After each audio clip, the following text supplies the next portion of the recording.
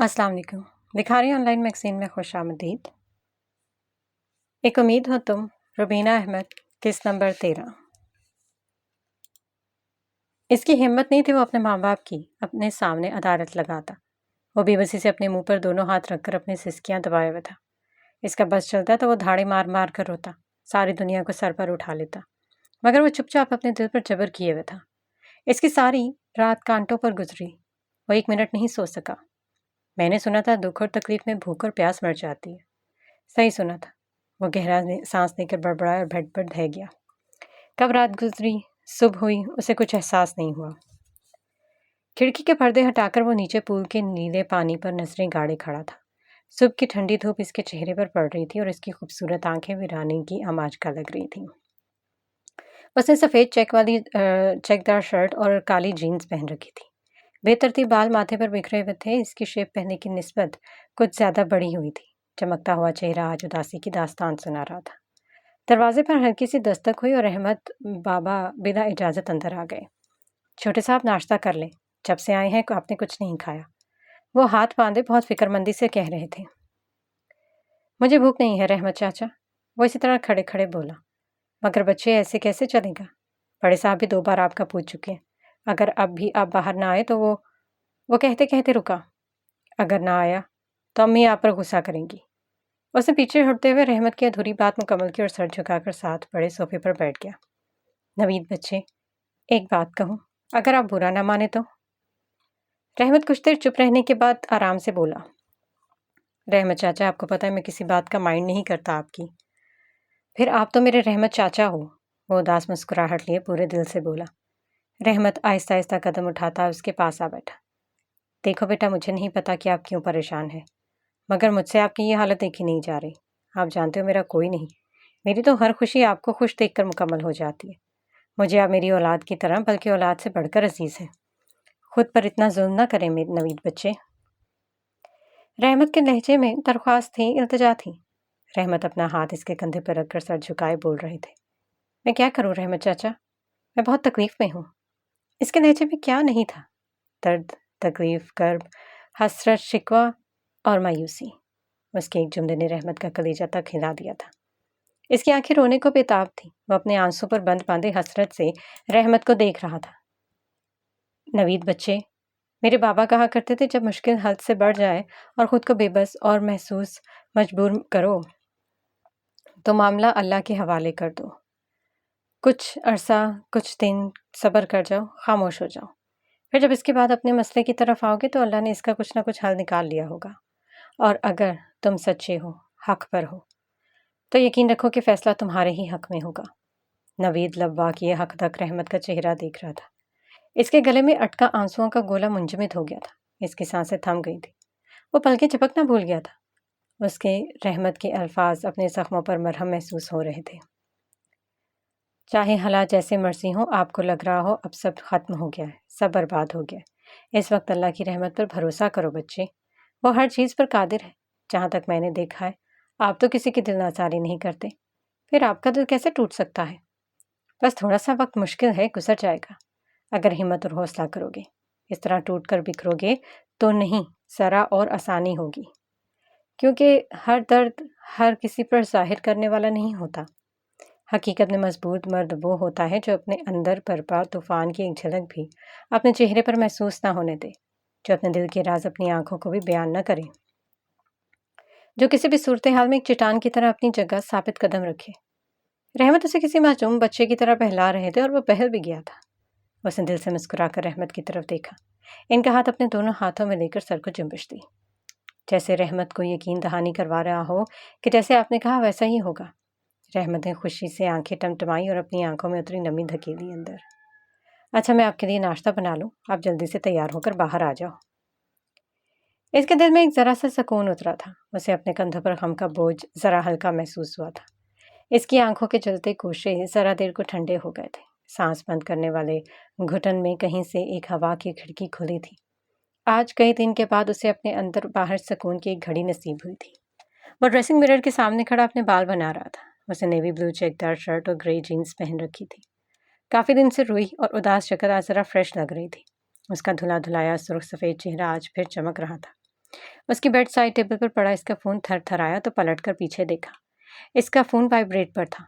Side table के शीशे पर इसकी हल्की थरथराहट भी उसने महसूस कर ली। अगर फ़ोन बेड के मैट्रेस या तकिए पर होता तो शायद उसे पता न चलता। वो अपने चेहरे पर बड़ी हुई शेप पर हाथ फेरता मोबाइल की तरफ आया था। उसने अप्रुसुकेड़े सोचा कि इस वक्त किसकी कॉल होगी और फ़ोन उठाया। फ़ोन की स्क्रीन पर जलता बुझता अननोन नंबर इसकी सांसें रोकने के लिए काफ़ी था।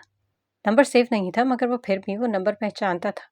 सैनी जब अस्पताल में थी तो इसने इसे नया मोबाइल और अपने नाम पर सिम लेकर दी थी। ये वही नंबर था, मतलब कॉल सैनी की थी। इतनी सुबह सुबह, अल्लाह खैर करे सब ठीक हो। उसके लब बेख्तियार बड़बड़ाए, मगर वो कॉल पिक करते हुए रुका। इतना सब कुछ होने के बाद मैं कैसे उससे बात करूं और क्या बात करूं? जब उसे पता चलेगा कि मैं ही इसका कज़न हूं तो इसका क्या रिएक्शन होगा? नवीद का दिल डूबकर उभरा। उसने आंखें टिमटिमाकर थूक निकला और होंठ सख्ती से भींच लिए। फ़ोन इसके हाथ में बच बच कर बंद हो गया और वो कॉल पिक नहीं कर सका।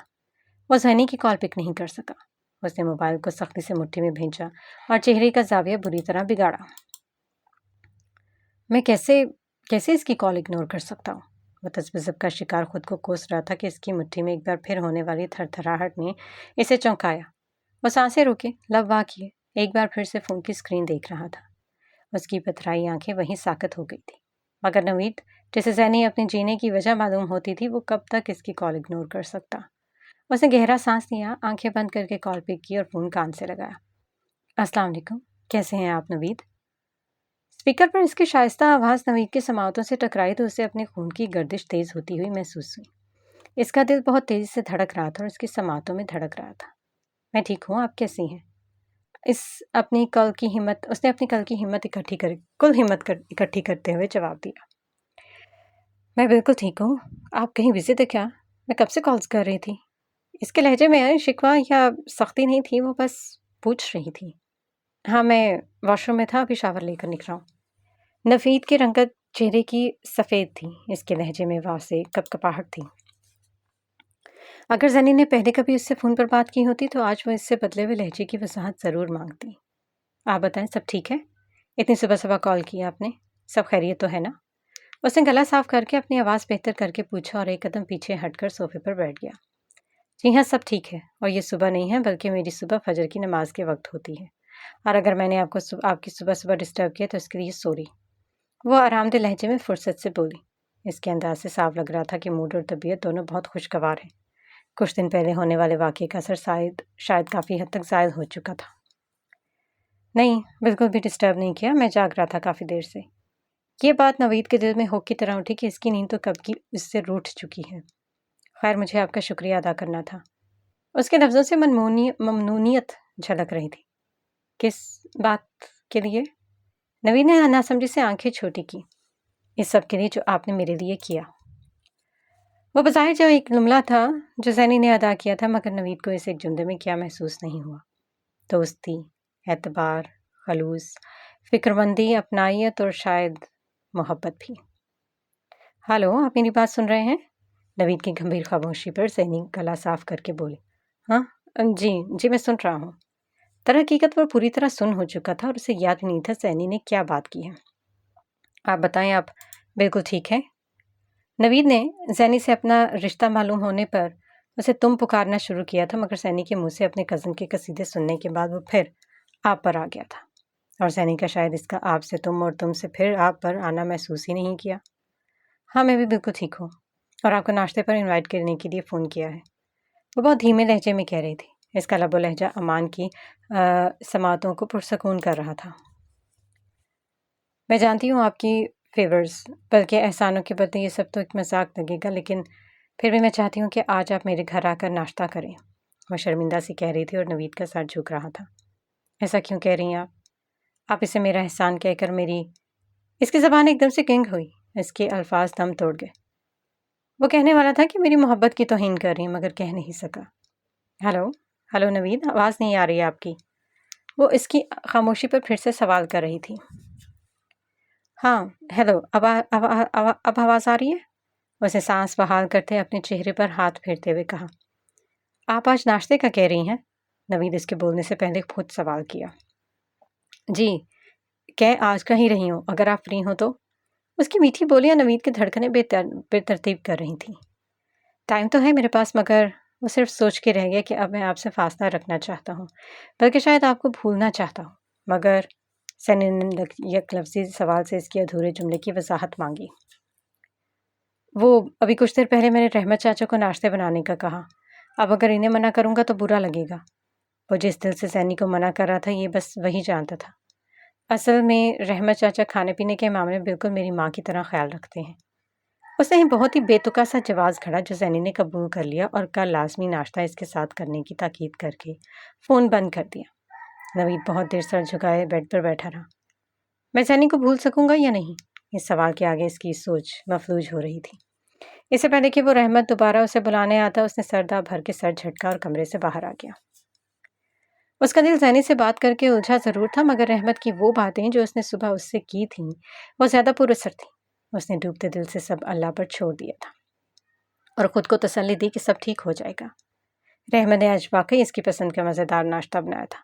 2 दिन से इसने वैसे ही कुछ नहीं खाया था, तो इसकी भूख भी चमक गई। रहमत चाचा, आप चाय बना दें प्लीज़।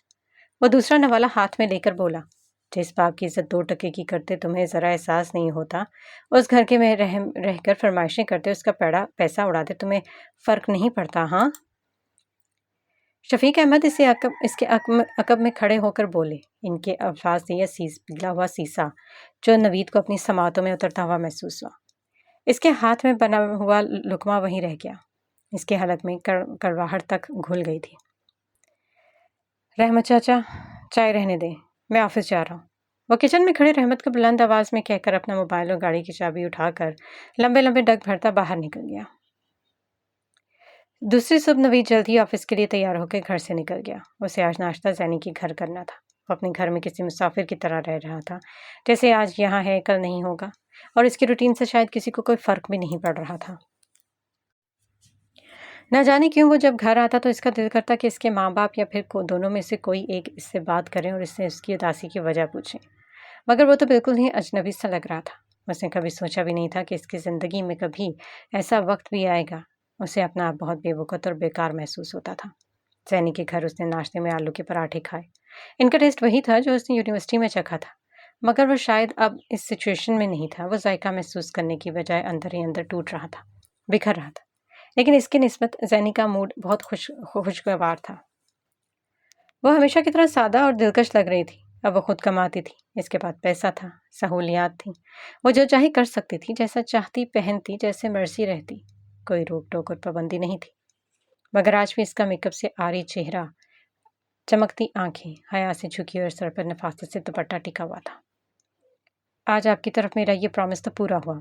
आपने कहा था बनवा कर ला देना, मगर ये खाना आज आपके नसीब में था। वो मुस्कुराते हुए धीमे लहजे में बोली थी। उसने अपने हाथ की उंगलियां आपस में फंसाए दोनों कोहनियां ग्लास टेबल पर रखकर बैठी थी। आज बहुत दिनों के बाद उसने जैनी को दिल से मुस्कुराता हुआ देखा था। कोई इतना मासूम कैसे हो सकता है? उसके हाथ अपनी जगह रुक गए थे। वो पलकें झपके बगैर उसे देख रहा था। क्या हुआ? ऐसे क्या देख रहे हैं? उसे अपने चेहरे पर नवीद की नज़रों को महसूस करके पूछा। कुछ नहीं, बस ऐसे ही।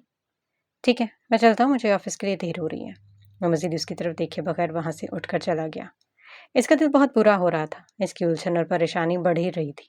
वो जैनी को मजीद धोखे में नहीं रखना चाहता था और इसके बस में कुछ भी नहीं था। वो इस बारे में जब भी सोचता इसका दिल डूबने लगता। मगर इसकी इंतहा इस बात पर हो जाती कि रहमत चाचा ने कहा था कि अल्लाह पर भरोसा रखो, सब ठीक हो जाएगा। फिर आहिस्ता आहिस्ता यही रूटीन चल निकली। सैनी अपने ऑफिस में काम करने के साथ अपनी पढ़ाई पर भी पूरी तवज्जो दिए हुए थी और एक दिन में कम से कम एक बार तो वो नवीद को कॉल करना बिल्कुल नहीं भूलती। वो खाने के वक्त उसे खाना टाइम पर खाने की ताकीद करती। फिर कितने ही वक्त ये सोचती रहती कि किस हक से मैं उससे ये बात करती हूँ। वो खुश थी या शायद बहुत मसरूफ़ होकर पुरसकून थी। इसका मवाजना वो नहीं कर पा रही थी। सनराइज से मिलने रोज़ शाम को आती। वो खाना एक साथ खाती, काफ़ी पीती और सारे दिन की बातें करती। नवीद अक्सर इन्हें ज्वाइन करता। इसके लहजे की हिचकिचाहट और उलझन सैनी हमेशा महसूस करती। इस वजह से पूछती, मगर वह तो या तो साफ मुकर जाता या इधर उधर की बातों में टाल देता।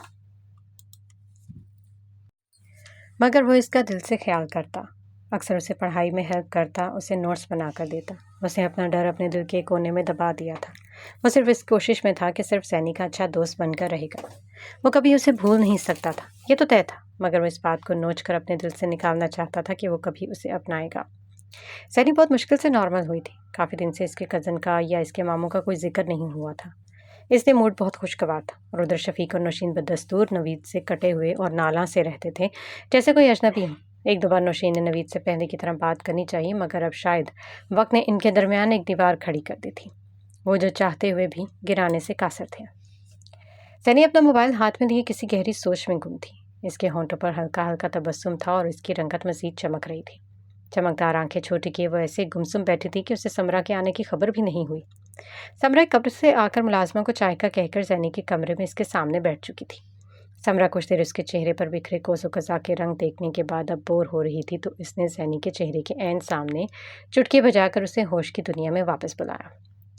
जैनी एकदम गड़बड़ाई, मगर फिर फीका सा मुस्कुराकर समरा की तरफ देखा। अरे तुम कब आई? वो पर्पल रंग का सूट प्रिंट पहने, दुपट्टा गले में डाले, सोफे पर चौकड़ी मार के बैठी थी। सीधी होकर बैठते हुए बोली, 22 साल पहले आई थी, अब तो कई साल पुरानी हो गई हूँ। समरा अपनी शोख लहजे में हंसते हुए बोली, ये मैं तुमसे पूछ रही हूँ, तुम मेरे सर पे कब सवार हुई? वो अपने लफ्ज़ों पर जोर देकर समरा को तपाते हुए बोली, मैं तब आई हूँ जब जनाब को किसी की शिद्दत से याद आ रही थी। वो भी समरा थी, उसे जैनी को छेड़ना खूब जानती थी। क्या मतलब है तुम्हारा? मैं किसी को याद नहीं कर रही थी। सैनी नजरें चुराकर बोली, मगर इसके चेहरे की रंगत एकदम बदली और इसके कान की लोहें तक सुर्ख हो गए। सैनी यार, कब तक यूं खुद से मुझसे छुपाती रहोगी? मान लो कि तुम नवीद से मोहब्बत करती हो। समरा बगैर झिझकते उसे जैसी हकीकत बता गई, मगर सैनी इस बात का जवाब दिए बगैर चुपचाप सर झुकाए बैठी रही। सैनी देखो, मैं जानती हूँ कि तुम बहुत एडवांस या बोल्ड लड़की नहीं हो जो अपनी मोहब्बत का इजहार खुलेआम करोगी, मगर माइंड मत करना प्लीज़। तुम अकेली हो, पेरेंट्स नहीं है, ना ही कोई बहन भाई। मैं तुम्हारे लिए सब कर सकती हूँ, सब करने को तैयार हूँ, मगर नवीद से शादी की बात तुम्हें खुद करनी होगी। समरा, सैनी कुछ बोलने वाली थी, मगर समरा हाथ उठाकर उसे चुप करवा दिया। मेरा ख्याल है तुम्हें अब अपने बारे में कोई संजीदा फैसला करना चाहिए। प्लीज़ अब ये मत कहना कि मैं अकेली ठीक हूँ, मुझे ज़िंदगी गुजारने के लिए किसी के साथ की ज़रूरत नहीं है। अरे यार, पिछले दिनों अपने साथ होने हादसे का ही सोच लो। ये सोचो, अगर नवीद ना होता तुम्हारे साथ तो क्या होता? पता नहीं कहाँ जाती, क्या होता तुम्हारे साथ? समरा बात करते करते खामोश हो गई। इसकी आवाज़ रंध गई थी। मुलाजमा जो चाय रख कर गई थी वो ठंडी हो चुकी थी, मगर वो दोनों चाय के कप भूलकर अजीब सी कश्मकश में मुब्तला थी। मैं समझ सकती हूँ समरा, मगर मैं नवीद पर मुसल्लत होना नहीं चाहती। मैं ज़बरदस्ती इसकी ज़िंदगी में शामिल होकर उसे किसी पुरानी परेशानी में मुब्तला नहीं करना चाहती। और वैसे भी पता नहीं वो क्या सोचता है मेरे बारे में। जैनी समरा से ज़्यादा खुद को सब बता रही थी। इसके चेहरे की चमक मध्यम पड़ गई थी और आंखों में उतरी नमी जो उसने आंखें टिमटिमाकर अंदर खेली। तुम्हारे ख्याल से वो क्या सोचता होगा तुम्हारे बारे में? क्या फील करता होगा? समरा के सवाल पर जैनी के लब वाह किए और उसे सवालिया नज़रों से देखे गई।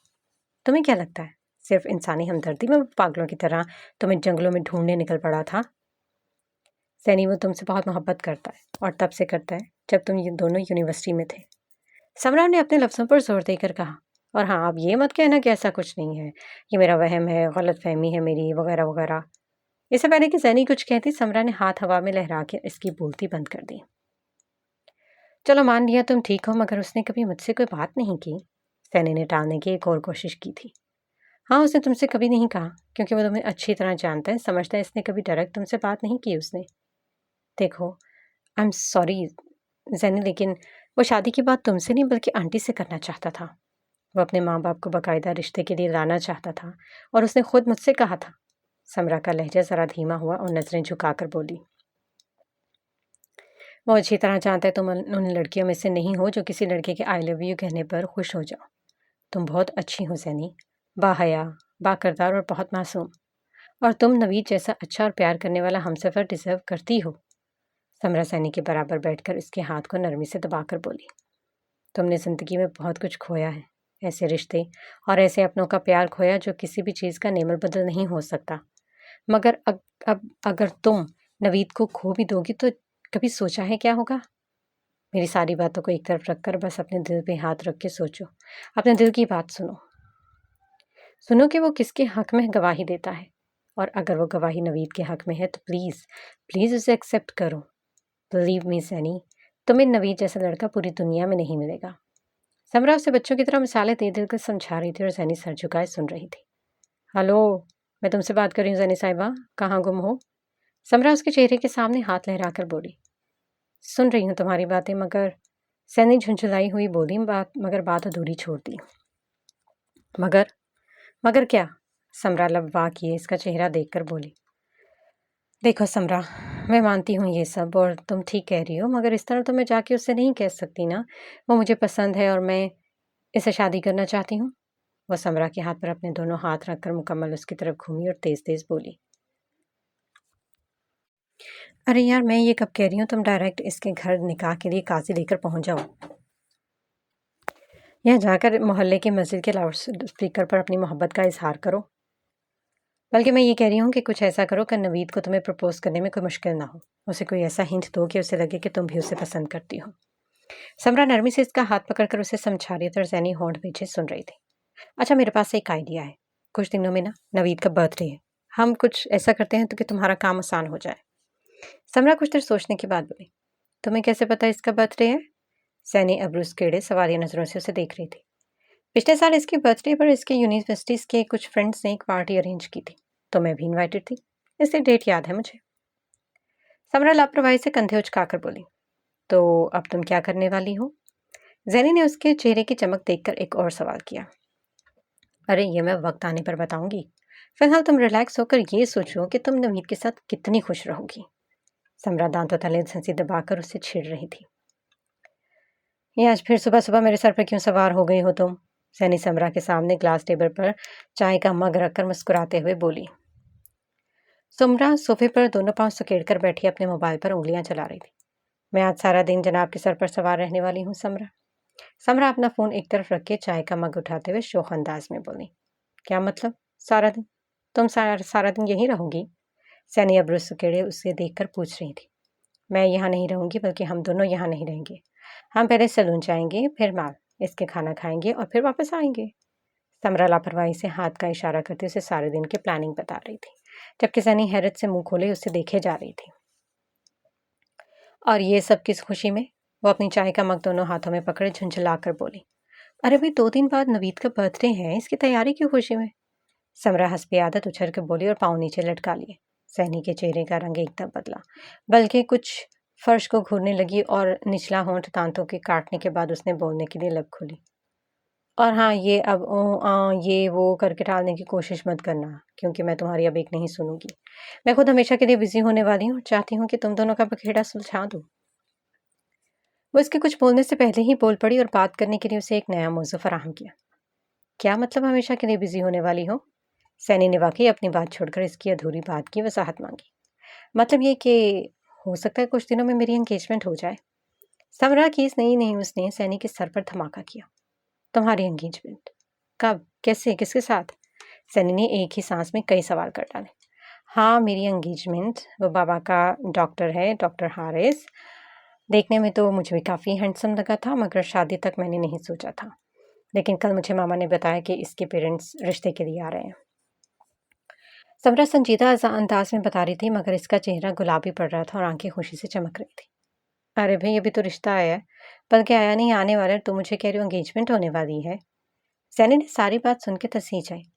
अरे यार, मामा पापा का भी इरादा भी और मेरा भी, तो रिश्ता आज तय हो या कुछ दिन बाद, एंगेजमेंट तो होनी है। और तुम्हारी तरह इतने हैंडसम और अच्छे लड़के को लटका के नहीं रख सकती ना, ताकि पहले ही फुर्सत में किसी और के साथ चल दे। समरा बातों बातों में सैनी को फिर से नवीद की मिसाल दी गई। तो जनाब, आज आप सिर्फ और सिर्फ मेरी सुनेगी और मानेगी। समरा दोनों हाथ हवा में लहराकर दो टूक अंदाज में बोली। लेकिन समरा, पूरा हफ्ता मैं ऑफिस जाती हूँ, शाम को थकी हुई वापस आती हूँ तो बिल्कुल भी पढ़ने को दिल नहीं चाहता। बस एक संडे ही होता है मेरे पास पढ़ने के लिए, वो भी तुम आज ज़ाया करवाना चाहती हो? सैनी मूल बनाकर फुल मासूम बनते हुए बोले। एक संडे? अगर एक संडे तुम पढ़ोगी नहीं तो फेल नहीं हो जाओगी, लिखवा लो मुझसे। समरा अपनी शहादत की उंगली आगे करके बोली। और अब मैं मजीद कोई बहाना नहीं सुनूंगी। चाय ठंडी हो गई है, नई बना के लाओ। वो तड़ी से ऑर्डर करती हुई दोबारा सोफे पर टिक गई और अपना मोबाइल उठा लिया। सैनी गुस्से से पैर पर टखते किचन में चली गई। सारा दिन मारे मारे फिरने के बाद वो दोनों शाम को घर वापस आई। जैनी का थकन से बुरा हाल और उसके ख्याल से इसका बहुत कीमती संडे ज़ाया हो चुका था, जो कि स्टडी करते हुए गुजारना था। समरा का मुंह अपनी जगह फूला हुआ था। जैनी ने इसकी मर्जी से शॉपिंग नहीं की, इसकी पसंद से हेयर कट नहीं करवाया और इसके बार बार कहने के बावजूद नवीद के लिए कोई गिफ्ट नहीं खरीदा था। सैनी को समरा की हुई प्लानिंग बहुत अजीब लग रही थी। वो भी नवीद को पसंद करती थी, खुद इसके साथ ज़िंदगी गुजारना चाहती थी, मगर कुछ अरसे से नवीद के बिहेवियर को लेकर एक अजीब कश्मकश का शिकार थी। वो इससे शादी की बात खुद नहीं करना चाहती थी, मगर ये ख्याल इसका भी था कि अब बात को क्लियर हो जाना चाहिए। मगर कैसे, ये सोच सोच कर बहुत परेशान थी, क्योंकि उसकी एक वजह नवीद भी था। वो उसकी पूरी केयर करता था, उससे पूरी मुकम्मल तौर पर कांटेक्ट में रहता, खुशी और गम दोनों सूरतों में साथ रहने वाला बहुत अच्छा और मुखलिस दोस्त था। मगर फिर भी कुछ ऐसा था जिससे नवीद उसे पहले की तरह नहीं लगता था। जो चमक पहले उसे नवीद की आंखों में अपने लिए दिखती थी, अब वो नहीं थी। उसे अब नवीद की आंखों में अपने लिए मोहब्बत से ज़्यादा कोई दुख और कर्ब दिखाई देता था। वो दिन भर में कई बार खुद को टोकती और झटकती थी कि ये सिर्फ इसका वहम है, मगर फिर भी कुछ ऐसा ज़रूर था जिससे वो बेखबर थी। अगर वो चाहती तो समरा को मना कर देती और साफ कह देती कि उसे नवीद से कोई बात नहीं करनी। ज़्यादा से ज़्यादा समरा से कुछ बातें सुना देती, मगर वो खुद हैरान थी कि वो इनकार क्यों नहीं कर रही। और ये परेशानी अलग इससे बेचैन किए हुए थी कि नवीद उससे कैसे और क्या बात करेगी। जैसे जैसे वक्त गुजर रहा था, जैनी की कैफियत अजीब सी हो रही थी। न जाने कि उसकी छठी हिस्से से कुछ गलत होने का सिग्नल दे रही थी। नवीद कमरे की खिड़की में खड़ा बादलों में छुपते निकलते आधे चांद को देख रहा था। ब्लू जीन्स और येलो टी शर्ट में मलबूस, स्याह बाल माथे पर बखेड़े, सीने पर हाथ बांधे खामोश चांद को तकते ना जाने उसे कितना वक्त बीत गया था। इसकी उदासी इसके इर्द गिर्द हर चीज़ पर छाई थी। मुस्कुराहट जिसके चेहरे का मस्कन थी, उसे दिल से मुस्कुराए जाने कितने दिन हो गए थे।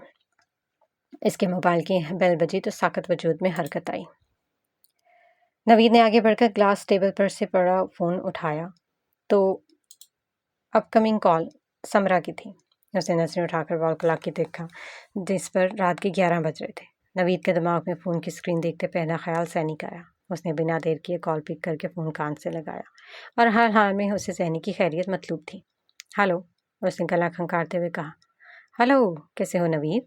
हमेशा की तरह समरा की फ्रेश आवाज़ उसकी समाज से टकराई। समरा की आवाज़ और अंदाज से उसे ये अंदाज़ा हो गया कि सैनी खैरियत से है। मैं ठीक हूँ, तुम बताओ, इस वक्त सब खैरियत? नवीन ने इसकी बात का जवाब देते हुए रस्मन पूछा। हाँ, सब खैरियत है। सॉरी, इस वक्त फ़ोन कर रही हूँ, वो तुम्हें ज़रूरी इनविटेशन देनी थी। समरा हस्बे आदत तेज़ तेज़ बोली। इनविटेशन? किस चीज़ की? नवीन ने आंखें छोटी करते हुए हैरत से पूछा। वो कल तुम्हारा बर्थडे है तो हम फ्रेंड्स मिलकर सेलिब्रेट करना चाहते हैं, तो तुम्हें कुछ ज़्यादा नहीं करना। बस कल शाम 8 बजे मेरे बताए हुए रेस्टोरेंट में अच्छे से तैयार होकर आ जाना, और प्लीज़ प्लीज़ प्लीज़ प्लीज़ अब जैनी की तरह कोई बेतुका बहाना ना बना देना। मैंने बहुत बड़ा सरप्राइज़ प्लान किया है तुम्हारे लिए।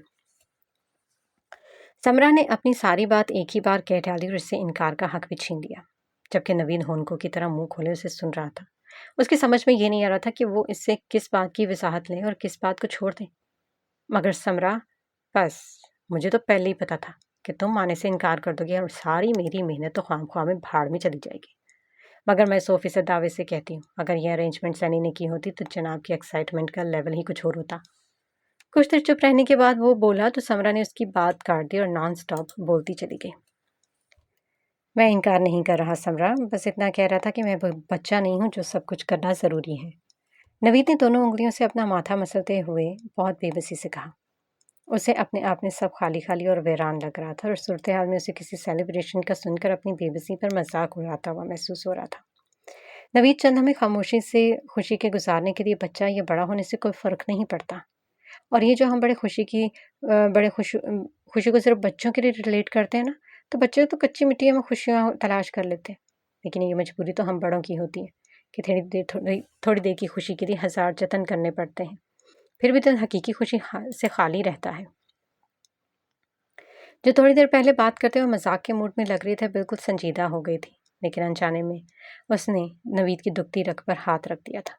नवीद के पास इसकी बात का कोई जवाब नहीं था, बस सर्द आह भर के रह गया। एक लम्हे को इसका दिल चाहा कि मैं कल वक्त पे आ जाऊंगा कहकर कॉल काटते, मगर सैनी के बहाने वाली बात नवीद के जहन में खटक रही थी। अच्छा, सैनी ने क्या बहाना बनाया है? वह समरा से पूछकर होंठ भींचे उसके जवाब का इंतजार कर रहा था। इसके पास और कोई बहाना है भला? वही, ऑफिस से थकी हुई आती हूँ, मैंने पढ़ना होता है, वगैरह वगैरह। एक दिन नहीं पढ़ेगी तो फेल हो जाएगी। समरा फिर से अपनी टोन में आते हुए चहकी और आखिरी बात बड़बड़ाते हुए की, मगर नवीद ने अच्छी तरह सुन ली। मतलब वो नहीं आएगी? नवीद ने बेदर्दी से पूछा। मेरे बहुत ज़्यादा फोर्स करने पर भी मैडम ने यही कहा कि कोशिश करूंगी पर प्रॉमिस नहीं करती। लेकिन जिस तरह उसने कहा ना, साफ पता लग रहा है कि वो नहीं आएगी। और बाकी बहाने अगर साइड पर लगा कर भी दे तो ये बहाना उसके लिए कम नहीं है कि फंक्शन रात को है, क्योंकि मगरिब होते ही इसके लिए आधी रात हो जाती। तो मोहतरमा रात को तो घर से बाहर निकल नहीं सकती। समरा की बात पर नवीद की आंखों में वही मंजर घूम गया जब जैनी की पार्टी से वापसी पर नवीद ने उसे आवारा लड़कों से बचाया था। इसका रात को अकेले घर से ना निकलना नवीद समझ सकता था। अब तुम्हें क्यों सांप सूंघ गया है? कहीं अब तुम उसके ना आने की वजह से तो नहीं इनकार करने वाले? समरा एकदम जोर से चिल्लाई। नवीद को मोबाइल कान से थोड़ा दूर करना पड़ा। नहीं, मैं आ जाऊंगा, कोई बात नहीं। अगर जनी नहीं आ सकती तो इट्स ओके। ये बात उसने कितनी बेदरी से कही थी ये बस वही जानता था। ठीक है, कल मिलते हैं फिर, बाय। समरा ने मुस्कुराते हुए कहा, कॉल काट दी। नवीद ने मोबाइल बेड पर फेंककर अपनी दोनों मुठियां सख्ती से भींची और गहरा सांस लिया। उसे अपना ही बर्थडे कल के लिए बहुत बुरा लग रहा था।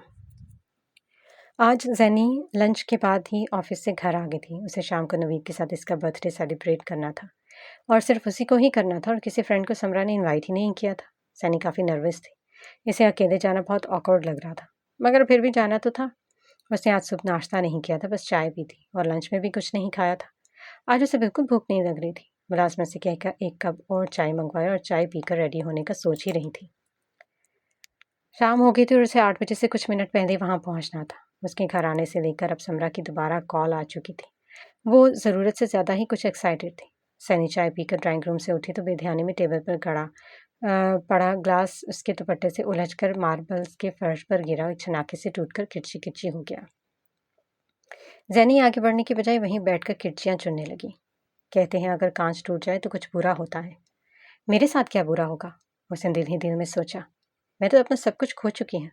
अब मेरे पास क्या है खोने के लिए? नवीद।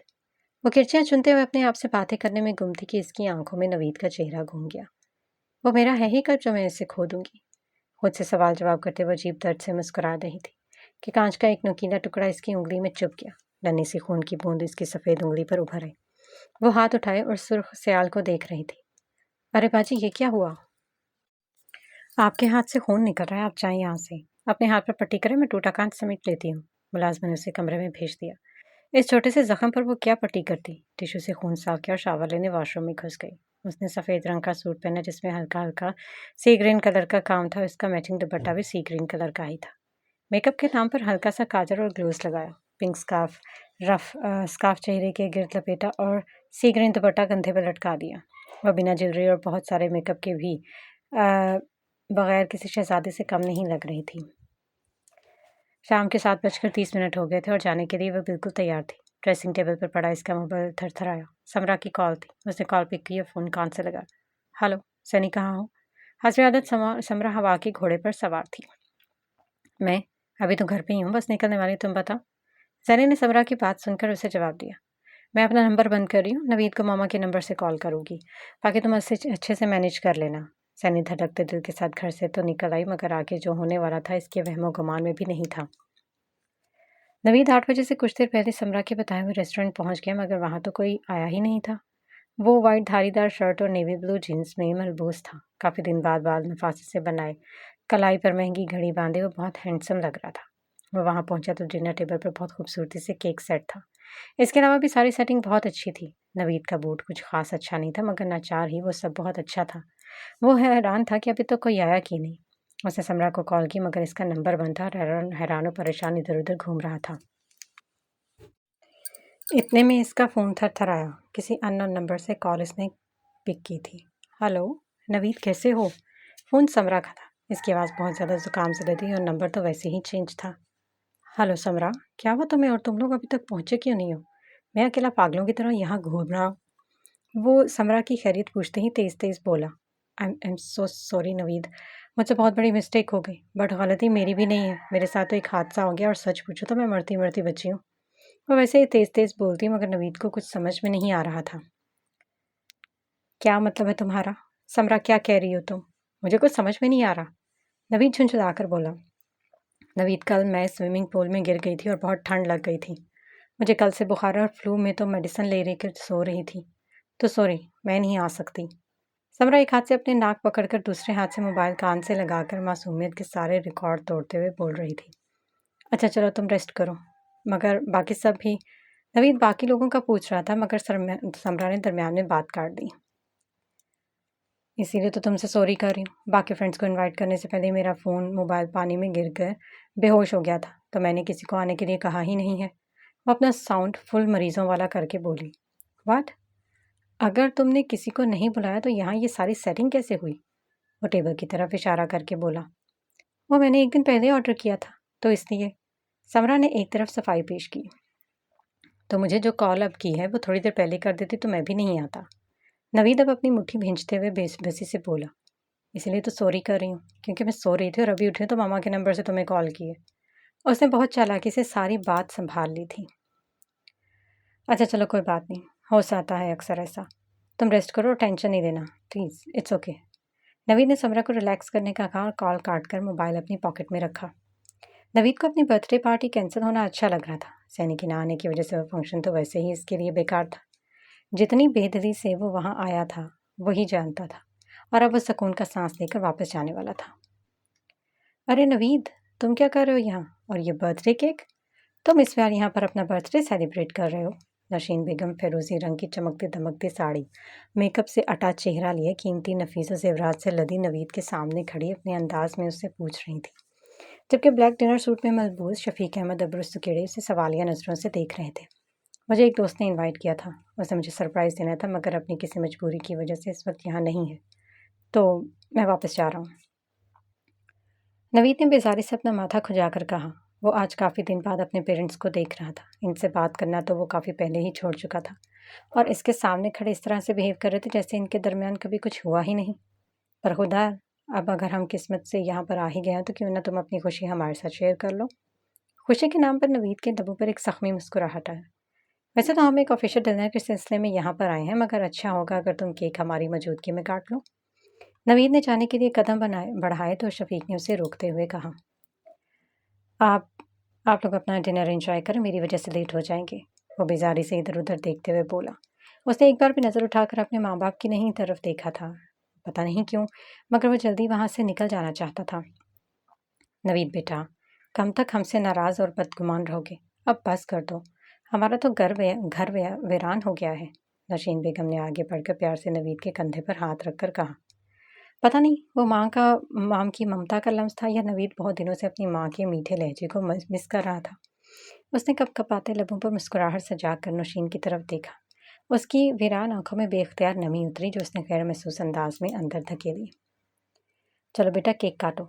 शफीक ने अपने कदावर बेटे के गिर्द हमाजू हमायल करते पूरे दिल से कहा तो नवीद मुस्कुराकर टेबल की जानिब बढ़ा। इस जख्मी दिल के साथ केक तो काट लिया, मगर दिल का बोझ बढ़ता ही जा रहा था। ये वक्त उसे किस मकाम पर ले आया था? उसकी ज़िंदगी में चंद वो लोग जो उसे जान से ज़्यादा अजीज़ थे, इसके अंदर की कैफियत से बिल्कुल बेखबर थे, मगर फिर भी वो बेबसी से खड़ा मुस्कुरा रहा था। इसके दोनों अतराफ खड़े शफीक और नौशीन इस तरह क्लैपिंग करके उसे बर्थडे विश कर रहे थे जैसे कोई 5 साल का बच्चा हो।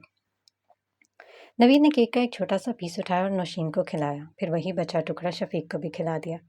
अरे नवीद बेटा, तुम बचपन से पहली बार अपनी मामा को खिलाते आए हो यार। पापा की बारी फर्स्ट में कब होगी? शफीक का अंदाज ऐसा था कि नौशीन के साथ साथ नवीद भी जोर से हंस दिया, लेकिन जब हंसते हुए सामने देखा तो जैनी इसके सामने चंद फुट के फासले पर खड़ी फटी फटी निगाहों से अपने सामने का मंजर देख रही थी। सुर गुलाब के फूलों का खूबसूरत बुके वो जो नवीद के लिए लाए थे उसके हाथ से छूटकर जमीन बोस हो चुका था। जैनी पर हैरी के हैरत के पहाड़ टूट पड़े थे। वो यहाँ नवीद को सरप्राइज़ देने आई थी, मगर जिस तरह वो खुद सरप्राइज़ हुई उसके लिए ये अंदाज़ा लगाना मुश्किल था कि इसके जिस्म में रूह बाकी है या फिर जिस्म से जुदा हो गई है। वो अपनी माँ के बनने के बाद आज शफीक को देख रही थी। इनकी बीवी को तो आज ज़िंदगी में पहली बार देखा था। और इनका बेटा, ये है इनका बेटा। उसने आहिस्ता से चंद उल्टे कदम लिए और तेज़ी से वापस मुड़ी। सैनी रुको, मेरी बात सुनो सैनी, प्लीज़ रुको। नवीद शफीक को एक तरफ करके सैनी की तरफ बढ़ा। उसकी स्पीड इतनी ज़्यादा थी कि नवीद का हाथ लगने से टेबल के साथ रखा खूबसूरत ग्लास कैंडल स्टैंड नीचे गिरकर बुरी तरह से टूट गया, मगर उसे परवाह कहाँ थी। वो दीवानावार सैनी को पुकारे जा रहा था। अपनी हिचकियों का गला उसने अपने होंठों पर सख्ती से हाथ रख कर घोटा और वहाँ मौजूद लोगों की परवाह किए बगैर बाहर की तरफ दौड़ लगा दी। सैनी प्लीज़ एक बार मेरी बात तो सुन लो। सैनी की रफ्तार इतनी ज़्यादा थी कि नवीद दौड़कर भी सैनी के पास नहीं पहुंच सका। नौशीन और शफीक समेत बहुत से लोग हैरत से ये ड्रामाई मंजर देख रहे थे। सैनी ने तेजी से दरवाज़ा खोला और दौड़कर नीचे उतरती 5-6 सीढ़ियां उतरकर अपनी गाड़ी के पास आ गई। नवीद जो इसके पीछे स्पीड से दौड़ रहा था, दौड़ने पर खड़े एक सिक्योरिटी गार्ड से टकराया और ज़मीन पर गिर गया। इससे पहले कि वो वहां से उठता, सीढ़ियों की वजह से अपना तवाज़न बरकरार नहीं रख सका और सीढ़ियों पर लुढ़कता हुआ नीचे मेन रोड पर आकर गिरा। इसके सर पे पूरी तरह से चोट आई थी। उसके खड़े होने से पहले इसका आधा चेहरा खून से तर हो गया था।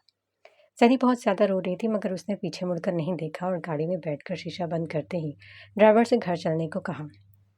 नवीद जख्मी होने के बावजूद सैनी की गाड़ी का दरवाज़ा बचाता रह गया, मगर इसकी गाड़ी तेज़ी से वहाँ से चली गई। नवीद एक बार फिर मुंह के बल सड़क पर गिरा। उसे अपनी आंखों में तेज़ रोशनी पड़ती महसूस हुई। फिर रोशनी खत्म हुई तो उसके गिर्द बहुत से गैर शनासा चेहरे और गैर शनासा आवाज़ें थीं। आखिरी चीज़ जो उसने देखी थी वह शफीक अहमद का चेहरा था। वो इसका गाल थपथपाकर कुछ कह रहे थे, मगर उसको सुनाई नहीं दे रहा था। फिर धुंधलाते मंजर के साथ वो नींद की आगोश में चला गया। सैनी सारा रास्ता अपने होंठों पर सख्ती से हाथ जमाए अपनी सिसकियों का गला घोटती आई थी, मगर आंसू किसी सैलाब की तरह इसकी आंखों में उमड़ आए थे। वो बार बार अपनी आंखें सख्ती के साथ रगड़कर साफ करती, मगर जो सावन इसकी आंखों में उतरा था वो शायद कभी थमने वाला नहीं था। उसने कभी तसव्वुर भी नहीं किया था कि शायद वो जिसे दिल ही दिल में अपना सब कुछ मान चुकी है, जिसे शायद वो अपने आप से भी ज़्यादा चाहती है, वो शख्स जिस पर वो सारी दुनिया से ज़्यादा एतबार करती थी, वो वही शख्स था जिससे उस दुनिया में सबसे ज़्यादा नफरत थी। वो नवीद ही था। ये कुदरत ने उसके साथ कैसा मजाक किया था।